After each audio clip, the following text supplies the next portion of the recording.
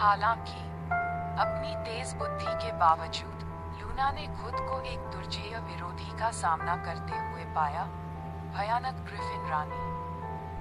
आसमान और जंगलों की शासक ग्रिफिन रानी अपनी अपार शक्ति और निर्दयी स्वभाव के लिए जानी जाती थी, जो जादुई जंगल में सभी प्राणियों के दिलों में डर पैदा करती थी। लूना जानती थी कि अगर उसे ऐसे दुर्जेय दुश्मन के खिलाफ जीवित रहना है तो उसे मदद की जरूरत है। इसलिए वह जंगल के पौराणिक प्राणियों, बुद्धिमान पुराने वृक्ष आत्माओं के साथ गठबंधन करने की खोज पर निकल पड़ी। वृक्ष आत्माएं प्राचीन प्राणी थे, जो जंगलों के संरक्षक और प्राचीन ज्ञान के रखवाले थे। लूना ने विनम्रतापूर्वक उनसे संपर्क किया और ग्रिफिन रानी के खिलाफ गठबंधन बनाने में उनकी सहायता का अनुरोध किया। पहले तो ट्री स्पिरिट्स झिझक रहे थे। लूना और ग्रिफिन क्वीन के बीच संघर्ष में शामिल होने से सावधान थे, लेकिन लूना के दृढ़ संकल्प और ईमानदारी ने आखिरकार उन्हें जीत लिया और वे उसे अपना समर्थन देने के लिए सहमत हो गए।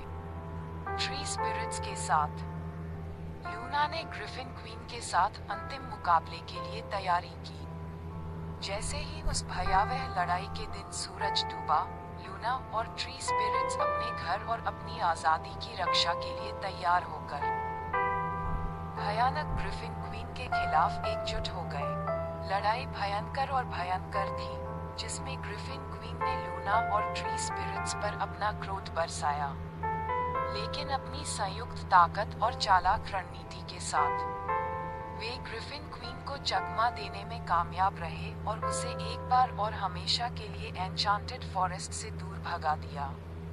उस दिन से लूना और ट्री स्पिरिट्स को एन्चांटेड फॉरेस्ट में हीरो और किंवदंतियों के रूप में सम्मानित किया गया। उनका गठबंधन प्रतिकूल परिस्थितियों का सामना करने में एकता और साहस के प्रतीक के रूप में काम करता है। और यद्यपि ग्रिफिन रानी पराजित हो गई, फिर भी उनके महाकाव्य युद्ध की स्मृति उन सभी के दिलों में जीवित रही, जिन्होंने ये कहानी सुनी तथा जिसने भावी पीढ़ियों को अंधकार और अत्याचार के विरुद्ध एकजुट होकर खड़े होने के लिए प्रेरित किया।